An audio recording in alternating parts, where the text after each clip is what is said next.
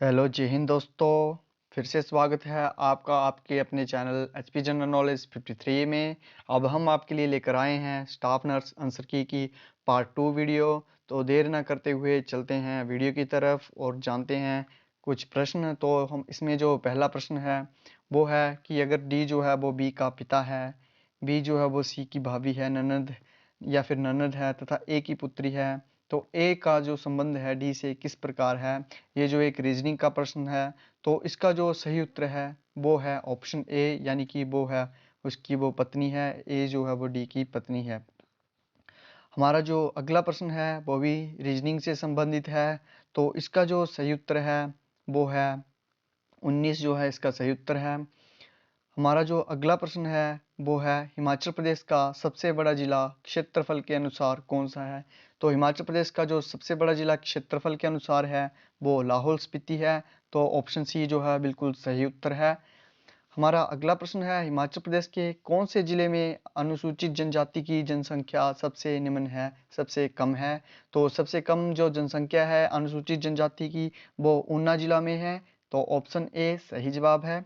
हमारा अगला प्रश्न है इंद्रहार दर्रा कांगड़ा को किससे जोड़ता है। तो इंद्रहार दर्रा कांगड़ा को जोड़ता है भरमौर से, और इंद्रहार दर्रा जो है वो धर्मशाला में है। अतः ऑप्शन सी जो है सही उत्तर है। हमारा जो अगला प्रश्न है वो है हनुमान टिब्बा क्या है। तो हनुमान टिब्बा एक पर्वत शिखर है, हिमाचल प्रदेश में ये एक पर्वत शिखर है। अतः ऑप्शन डी जो है वो सही उत्तर है। हमारा जो अगला प्रश्न है वो है हिमाचल प्रदेश के किस जिले में पिन घाटी राष्ट्रीय उद्यान अवस्थित है। तो पिन घाटी राष्ट्रीय उद्यान जो है वो लाहौल स्पीति में है। तो लाहौल स्पीति इनमें किसी भी ऑप्शन में नहीं है। अतः ऑप्शन डी जो है बिल्कुल सही उत्तर है, इनमें से कोई नहीं। हमारा जो अगला प्रश्न है वो है जास्कर पर्वत श्रृंखला हिमाचल प्रदेश को कहाँ से पृथक करती है। तो जास्कर पर्वत श्रृंखला जो है हिमाचल प्रदेश को पृथक करती है तिब्बत से। तो ए ऑप्शन जो है बिल्कुल सही होगा, राइट आंसर होगा। हमारा अगला प्रश्न है हिमाचल प्रदेश लोक सेवा आयोग के प्रथम सभापति कौन थे। तो हिमाचल प्रदेश लोक सेवा आयोग के जो प्रथम सभापति थे वो थे लेफ्टिनेंट जनरल के एस कटोच। ऑप्शन ए सही जवाब है। हमारा जो अगला प्रश्न है हिमाचल प्रदेश में किस वर्ष बड़ी भू संपत्तियां तथा भूमि सुधार अधिनियम पारित हुआ था। तो ये हुआ था 1954 में पारित हुआ था। ऑप्शन सी सही जवाब है। अगले प्रश्न में पूछा गया है कि ब्रिटिश द्वारा शिमला में गेटी थिएटर कब खोला गया था।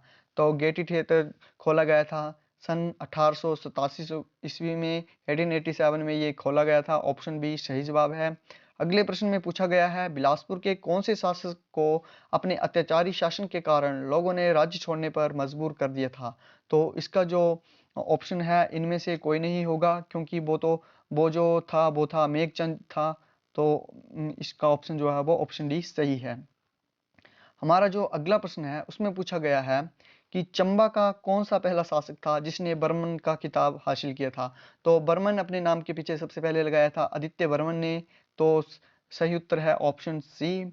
हमारा जो अगला प्रश्न है उसमें पूछा गया है हिमाचल प्रदेश में किस जगह या फिर स्थान में हिमाचल प्रदेश टेक्निकल यूनिवर्सिटी स्थित है। तो हिमाचल प्रदेश टेक्निकल यूनिवर्सिटी जिसे एचपीटीयू भी कहा जाता है वो है हमीरपुर में। ऑप्शन ए सही जवाब है। अगले प्रश्न में पूछा गया है हिमाचल प्रदेश में रूस के सहयोग के साथ कौन सी महत्वपूर्ण पन विद्युत परियोजना अस्तित्व में आ रही है। तो इसका जो सही जवाब है वो है कोलबांध परियोजना, जो रूस के सहयोग से चलाई जा रही है हिमाचल प्रदेश में। अगले जो प्रश्न है उसमें पूछा गया है Himachal Pradesh it's safe and state किसके द्वारा लिखी गई थी। तो इसको जो लिखा था बायस परमार जी ने लिखा था। ऑप्शन बी सही जवाब है। अगले प्रश्न में पूछा गया है सूही मेला हिमाचल प्रदेश में किस स्थान पर मनाया जाता है। तो सूही मेला जो है हिमाचल प्रदेश में चंबा में मनाया जाता है, और ये एक रानी की स्मृति में मनाया जाता है। अगला जो प्रश्न है उसमें पूछा गया है प्रत्येक वर्ष किस दिन विश्व ब्रेली दिवस मनाया जाता है। तो ये मनाया जाता है 4 जनवरी को। ऑप्शन ए जो है वो सही उत्तर होगा।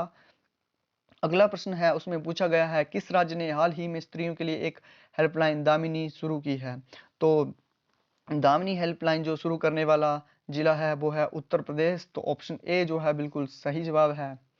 हमारा अगला प्रश्न है उसमें है सुनीता लाकरा जिसने हाल ही में अपनी निवृत्ति की घोषित की एक प्रसिद्ध भारतीय खिलाड़ी है।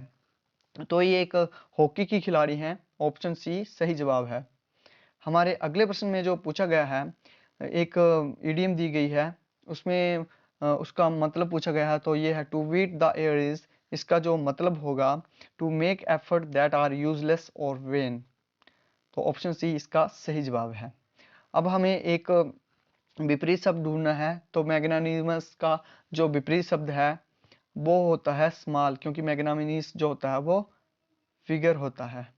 हमारा जो अगला प्रश्न है उसमें आपको ब्लैंक फिल करना है, तो इसमें जो ब्लैंक आएगा वो आएगा you must pursue your career with all seriousness. तो ऑप्शन डी इसमें आएगा सही जवाब। हमारा अगला प्रश्न है उसमें पूछा है विशेषण, चरित्र का विशेषण इसमें पूछा गया है।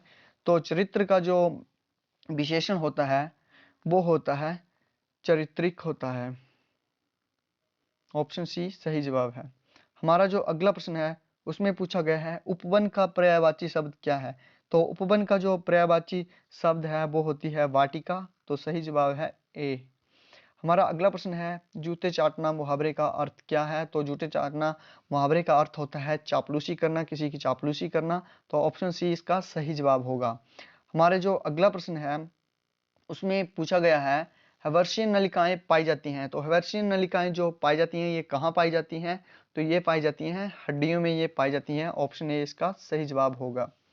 अगला जो प्रश्न है उसमें पूछा गया है heat regulating centre is located है। तो हीट रेगुलेटिंग सेंटर कहाँ पे होता है। तो ये हाइपोथैलेमस में होता है। तो इसका जो है बी उत्तर सही है।